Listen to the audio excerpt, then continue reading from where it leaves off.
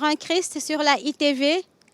Très heureuse de vous retrouver dans cette deuxième édition de votre rendez-vous des vendredis de Carême avec votre émission En route vers Pâques. Nous l'avons eu à le faire l'année passée, tous les vendredis de Carême. Nous avons partagé ensemble les chemins de croix dans différentes paroisses de Dakar. Alors aujourd'hui, frères et sœurs en Christ, je suis heureuse de vous amener dans la 8e paroisse de Dakar. Alors, elle est limitée au sud par la route des Puits, nouvelle avenue Bourguiba, à l'ouest par la route de Ouakam jusqu'au monument Mermoz, au nord par le terrain de l'aviation, ancienne piste, et à l'est par la rue 11 des bâtiments de la SICAP. Vous l'aurez certainement compris, frères et sœurs, nous sommes aujourd'hui à la paroisse Saint-Pierre des Baobabs. Alors aujourd'hui, nous allons continuer notre cheminement de Carême, comme tous les vendredis. Nous allons vivre ensemble ce deuxième vendredi de Carême en partageant ensemble les différentes stations et en partageant aussi l'évangile du jour. Alors je vous invite, frères et sœurs, à vivre amplement votre foi en Christ durant ce saint temps de Carême. Bienvenue dans la paroisse Saint-Pierre de Baobab où nous allons vivre ensemble ce chemin de croix de ce deuxième vendredi de Carême. Bienvenue, frères et sœurs en Christ.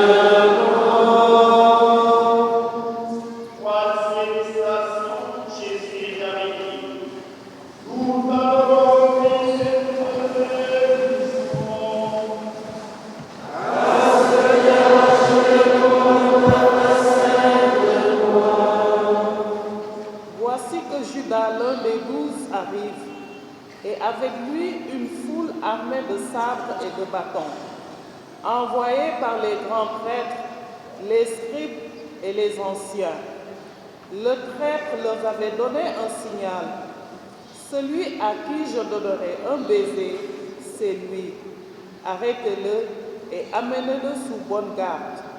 Aussitôt arrivé, il s'avance vers Jésus et dit, « Maître !» Et il lui donna un baiser. Et eux mettent la main sur lui et l'arrêtent. Les apôtres l'abandonnent et prennent la fuite.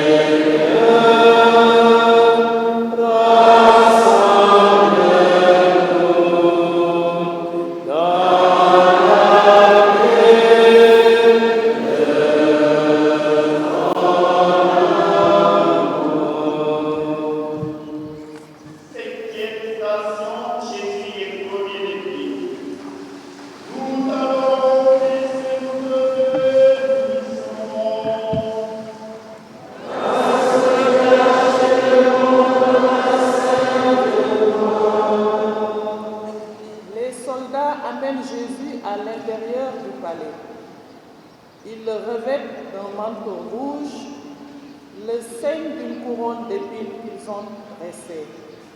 Puis ils se mettent à le saluer. Salut, roi des Juifs. Et ils lui frappent la tête avec un roseau, lui crachent dessus et, fléchissant les genoux, lui rendent hommage. Quand quelqu'un est condamné dans ce monde, se trouvent toujours des hommes pour l'épier, humilier, le frapper, le mépriser. Nous sommes tous complices du mal qui se fait dans le monde. Du mal pour toutes les insultes dont nous pouvons nos frères et sœurs, pardon, Seigneur Jésus. Pour toute norme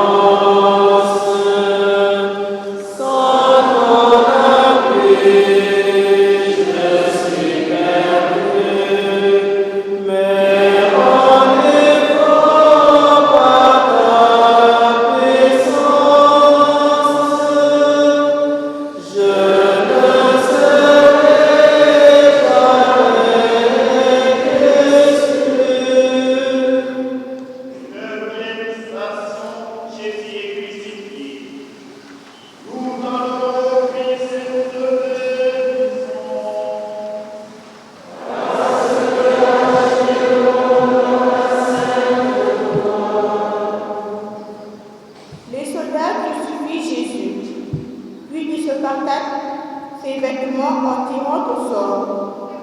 Il est 9 heures du matin quand il le crucifie. On avait écrit sur la croix le motif de sa condamnation, le roi des Juifs. Avec lui, on crucifie 2 brigands, l'un à sa droite, l'autre à sa gauche. Jésus est crucifié au milieu des brigands, parce qu'il s'est abaissé lui-même, jusqu'à la mort sur une croix. Dieu l'a souverainement exalté. Il est grand mystère de la croix.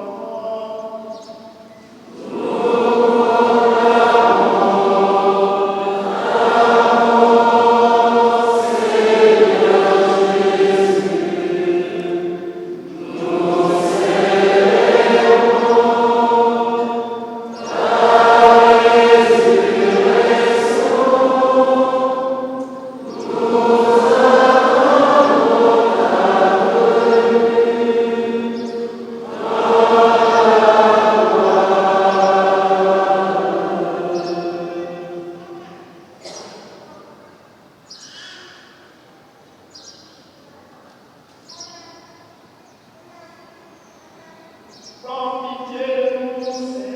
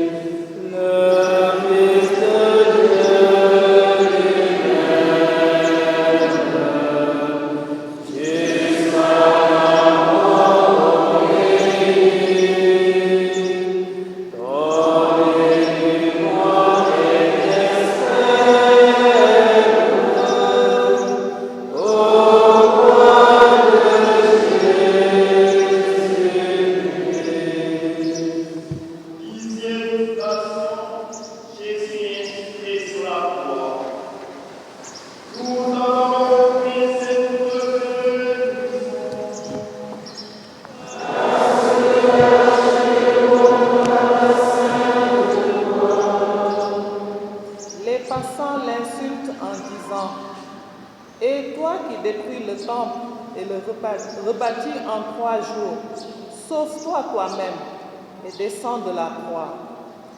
De même, les grands prêtres se moquent de lui. Il en a sauvé d'autres, disent-ils. Il ne peut pas se sauver lui-même. Le Christ, le roi d'Israël, qu'il descende maintenant de la croix pour que nous croyions en lui.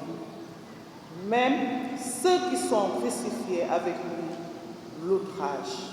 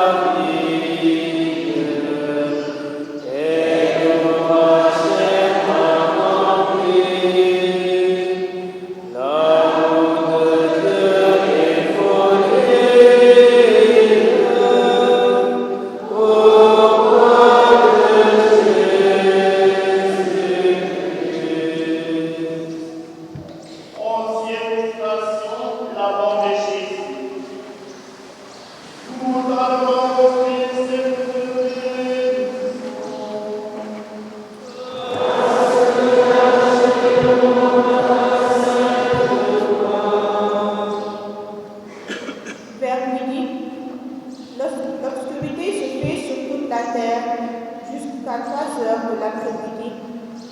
À ce moment-là, Jésus jette un grand cri.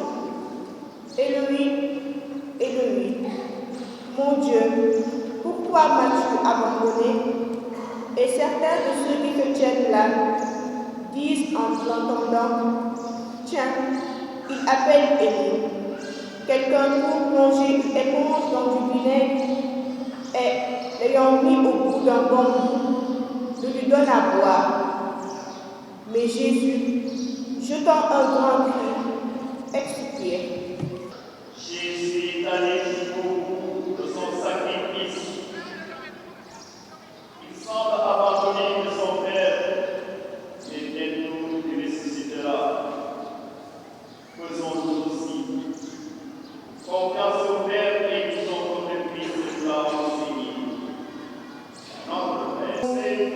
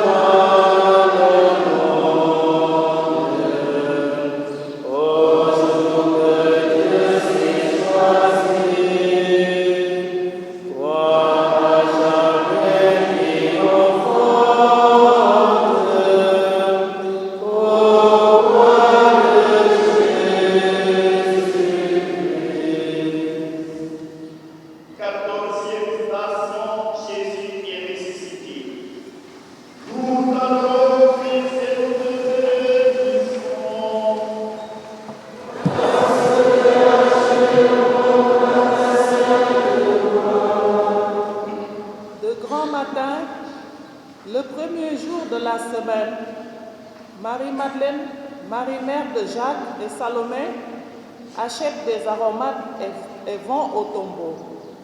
Elles se disent entre elles, qui nous roulera la pierre qui ferme le tombeau?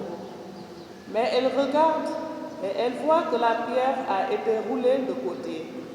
Or, elle était très grande. Elles entrent dans le tombeau et voient un jeune homme assis à droite, vêtu d'un boubou blanc, et elles sont saisies de stupeur. Mais il leur dit, n'ayez pas peur, c'est Jésus le Nazaréen que vous cherchez, le crucifié. Il est ressuscité, il n'est pas ici. Voici l'endroit où on l'avait placé. Mais allez dire à ses disciples, et notamment à Pierre, qu'il vous précède en Galilée. Là, vous le verrez, comme il vous l'a dit.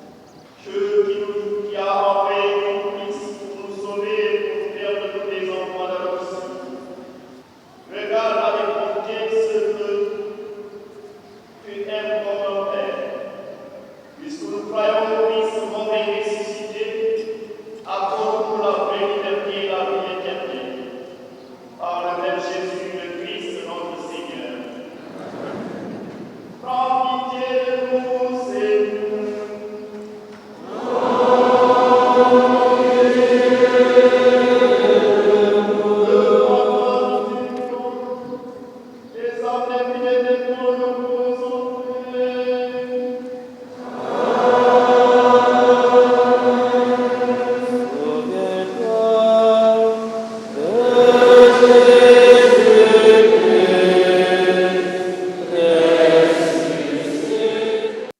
Envoyés dans le monde comme peuple pour la vie, notre annonce doit toujours devenir une véritable célébration de la vie ou de l'évangile de la vie.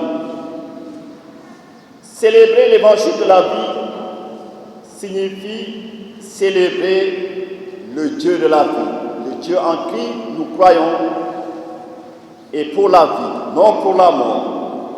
Et comme le psalmiste, nous devons louer Dieu, notre Père, à tout instant, à tout moment. Lui qui nous a tissés dans le sein maternel et qui nous a vus et aimés lorsque nous étions encore inachevés. Dans leur prière n'est jamais une reconnaissance envers Dieu, mais toujours des formules de demande et supplication. Sachons aussi nous arrêter et remercier Dieu, car il ne cesse de faire des merveilles dans notre vie. Ni cette vie mortelle, malgré ses tourments, ses mystères obscurs, ses souffrances, ses maladies, est une réalité merveilleuse. Un prodige toujours nouveau et émouvant.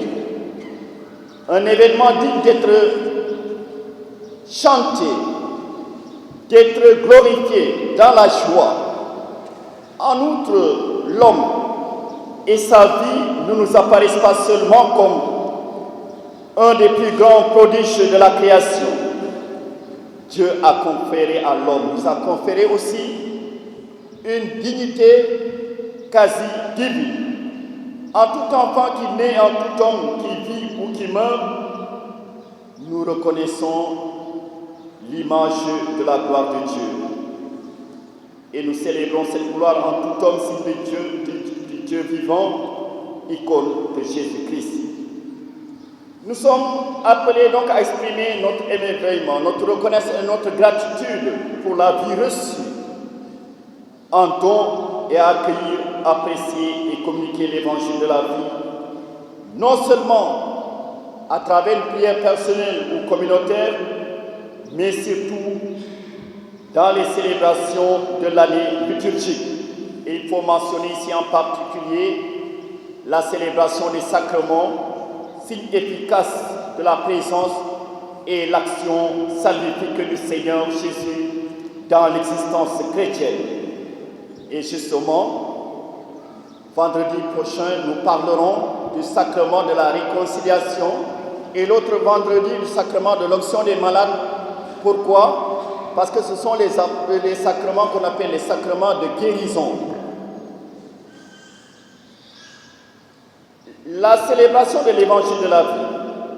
Oui, dans la célébration de l'évangile de la vie, il faut savoir apprécier et mettre en valeur aussi les gestes et les symboles qui abondent dans les diverses traditions. Il y en a beaucoup.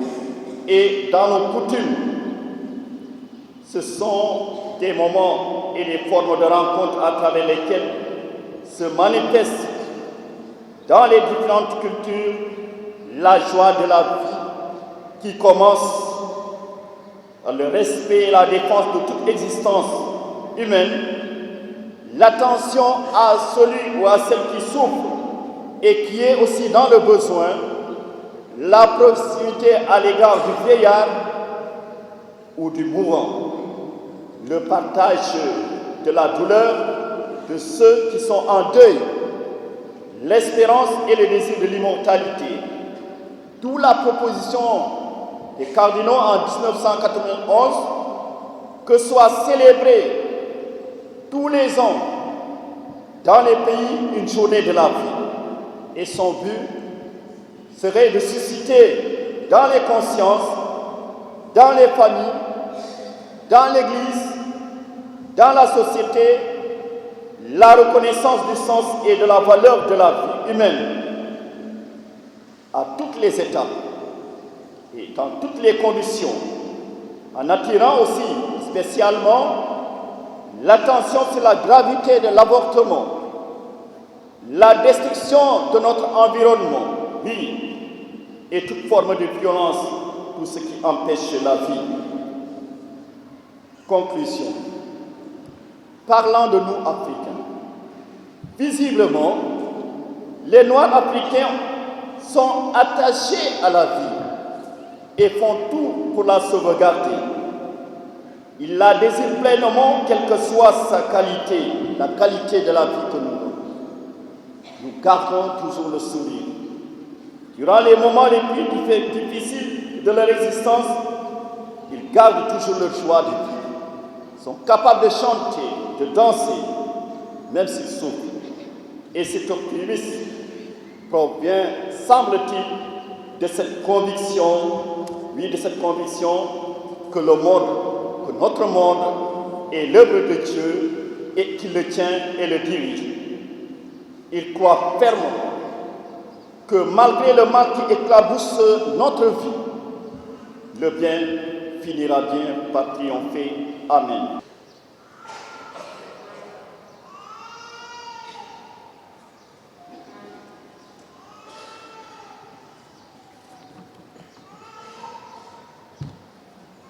La nuit qui finit que le Seigneur bénira. Ah, Seigneur de sa valeur remplie de sa main. La nuit libérera et c'est moi qui la donne.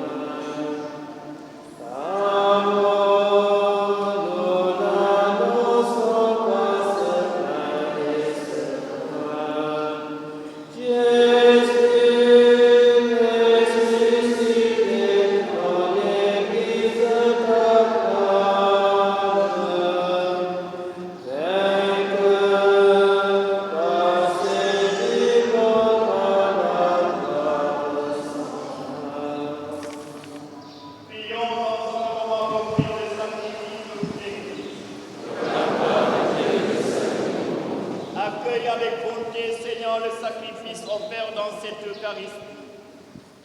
C'est par lui que tu as voulu nous montrer ta pitié et nous rendre la vie dans la puissance de ton amour.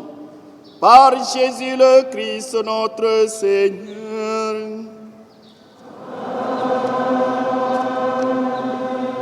Le Seigneur soit avec vous. Élevons notre cœur.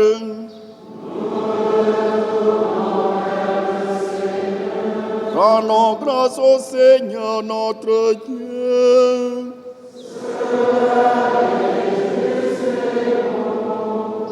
Vraiment, il est juste et bon de te rendre gloire, de t'offrir notre action de grâce toujours et en tout lieu.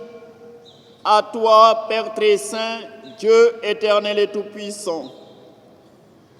Tu accueilles nos pénitences comme une offrande à ta gloire, car nos privations, tout en abaissant notre orgueil, nous invitent à imiter ta miséricorde et à partager avec ceux qui ont faim. C'est pourquoi avec les anges et les archanges, avec les puissances d'en haut et tous les esprits bienheureux, nous chantons l'hymne de ta gloire et sans fin nous proclamons. Oh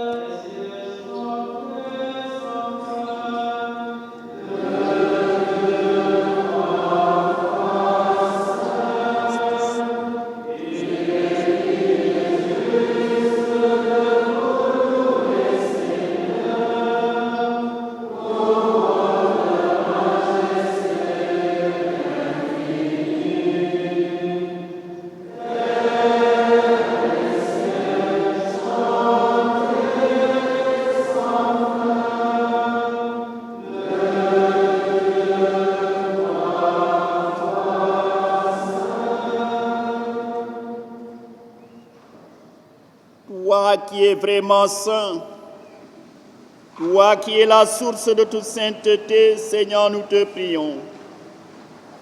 Sanctifie ces offrandes en répandant sur elles ton esprit, qu'elles deviennent pour nous le corps et le sang de Jésus le Christ, notre Seigneur.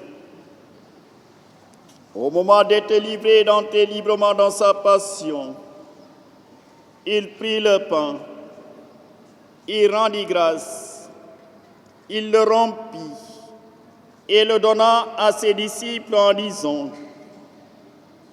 Prenez et mangez-en tous, ceci est mon corps livré pour vous. Sumahol agitio.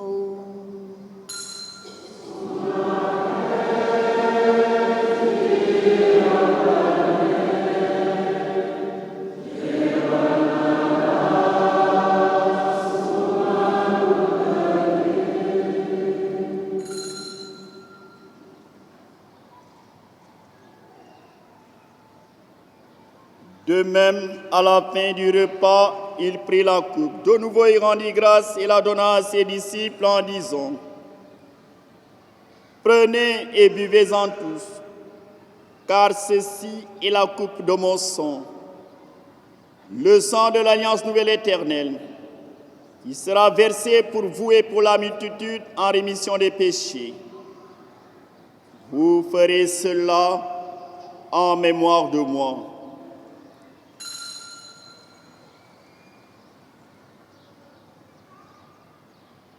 Sumahol agitio.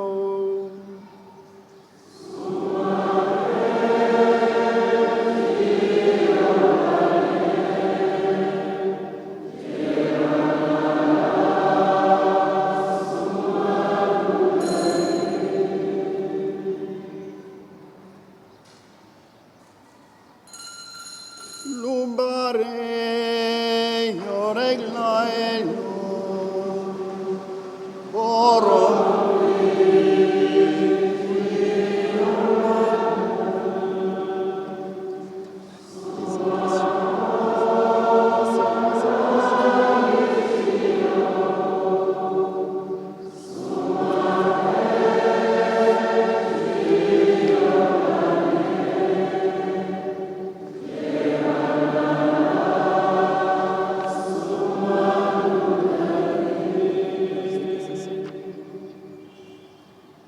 Proclamons le mystère de la foi.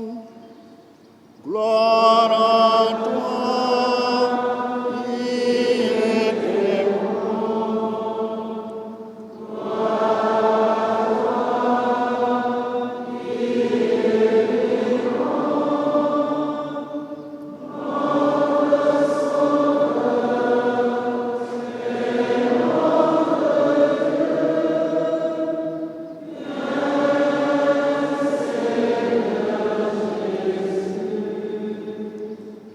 faisant ici mémoire de la mort et de la résurrection de ton Fils. Nous t'offrons, Seigneur, le pain de la vie et la coupe du salut, et nous te rendons grâce car tu nous as choisis pour servir en ta présence. Humblement, nous te demandons qu'en ayant part au corps et au sang du Christ, nous soyons rassemblés par l'Esprit Saint en un seul corps. Souviens-toi, Seigneur, de ton Église répandue à travers le monde. Fais-la grandir dans ta charité avec le pape François, notre archevêque Benjamin et tous ceux qui ont la charge de ton peuple. Souviens-toi de ton serviteur Abbé Léon que tu as appelé auprès de toi. Puisqu'il a été baptisé dans la mort de ton Fils, accorde-lui de participer à sa résurrection. Souviens-toi aussi de nos frères et sœurs qui sont endormis dans l'espérance de la résurrection, de Henri Durand, Dieudonné Balossa, Victor Amoussou, Ambroisine Lopez, Emmanuel Adédiran, Omar Seck, et de tous les hommes qui ont quitté cette vie, reçois-les dans ta lumière auprès de toi. sur nous tous enfin, sur ceux et celles qui demandent délivrance, assistance et protection divine. Par l'intercession de la Vierge Marie, Madame Mendez, Joséphine et ses enfants, sur tous les malades, nous implorons ta bonté. Permets qu'avec la Vierge Marie, la bienheureuse Mère de Dieu, Saint Joseph, son époux, avec les apôtres, Saint Pierre et les saints de tous les temps qui ont vécu dans ton amitié, nous ayons par la vie éternelle et que nous chantions ta louange par Jésus-Christ, ton Fils bien-aimé. Par lui, avec lui et en lui, à toi, Dieu le Père Tout-Puissant, dans l'unité du Saint-Esprit, tout honneur et toute gloire pour les siècles des siècles. Comme nous l'avons appris du Sauveur, et selon son commandement, nous osons dire: délivre-nous de tout mal, Seigneur, et donne la paix à notre temps. Par ta miséricorde, libère-nous du péché. Rassure-nous devant les épreuves. En cette vie, nous espérons le bonheur que tu promets et l'avènement de Jésus-Christ, notre Sauveur.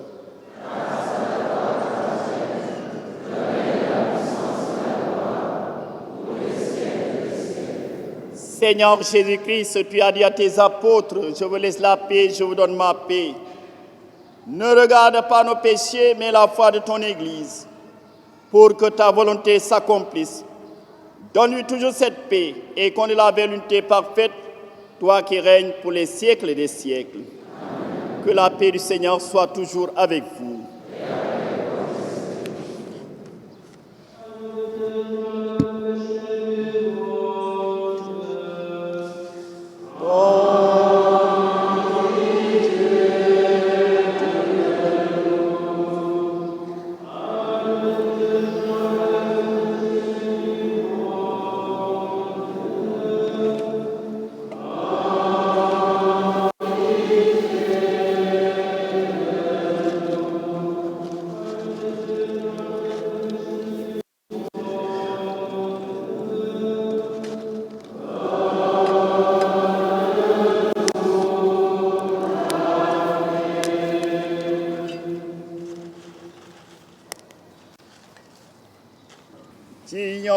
la jafando yani samadole.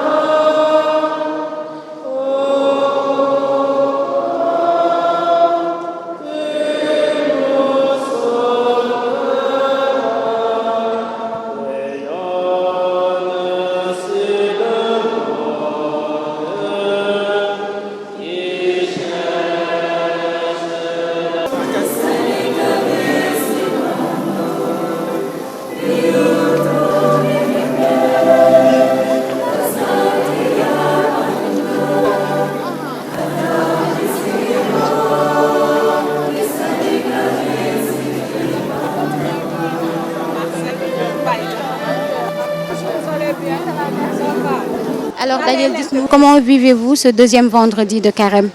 Bon, je le vis en harmonie, c'est-à-dire je le vis comme j'ai l'habitude de le, c'est-à-dire dans le temps de méditation, le recueillement et tout, comme l'a fait Jésus à son temps, donc le jeûne surtout, en temps de carême. Nous aussi, on doit faire comme lui, c'est-à-dire on doit jeûner 40 jours. Et Ce deuxième vendredi de carême, je rappelle que c'est le vendredi du pardon, de la réconciliation. Et ça, c'est un des sacrements de notre Église, parce que nous devons apprendre à pardonner comme le Christ l'a fait, lui qui n'a rien fait, qui a porté très haut ce pardon jusqu'à mourir sur la croix.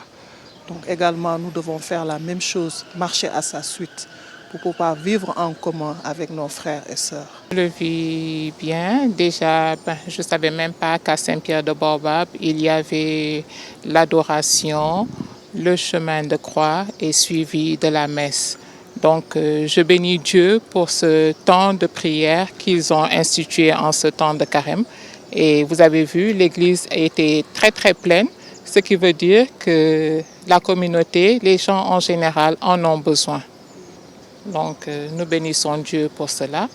Et le temps de carême, en général, c'est déjà changer ses habitudes.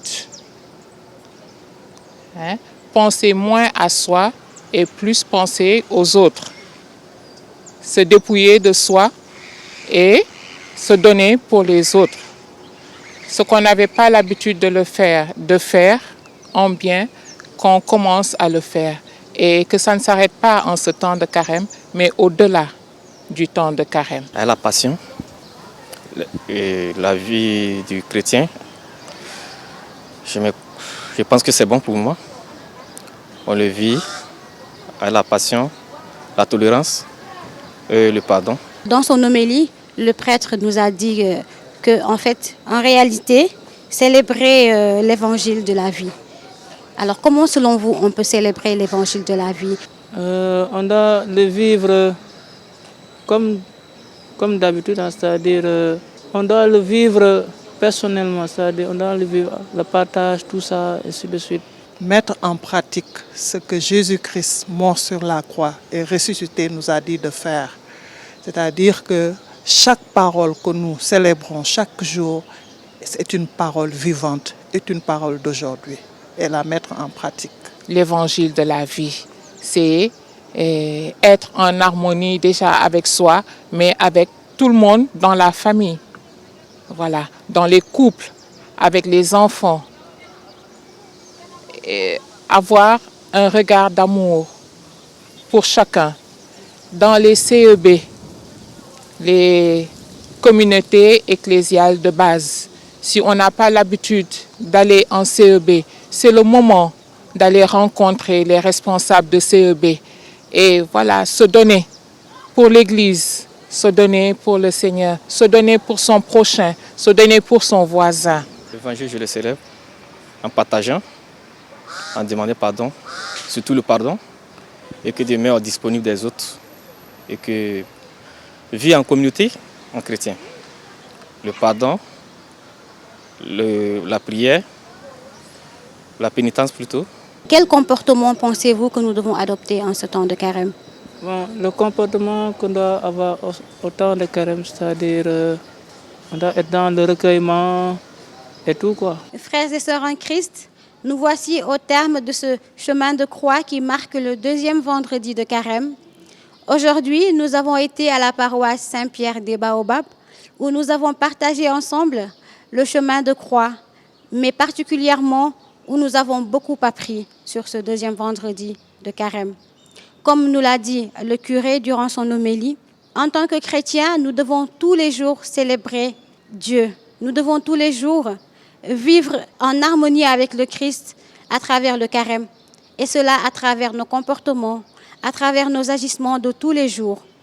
Car pour un chrétien, vivre, c'est célébrer Dieu. Et en célébrant Dieu, nous devons le célébrer à travers nos comportements et particulièrement en ce temps de carême. Demeurons fermes, chers frères et sœurs en Christ, dans la foi. Continuons à prier, continuons dans le jeûne, surtout en ce saint temps de carême, afin que le Seigneur, dans sa grande miséricorde, continue de nous bénir et de nous bénir en abondance. Saint temps de carême à tous et à vendredi prochain, dans une autre paroisse pour un autre chemin de la croix.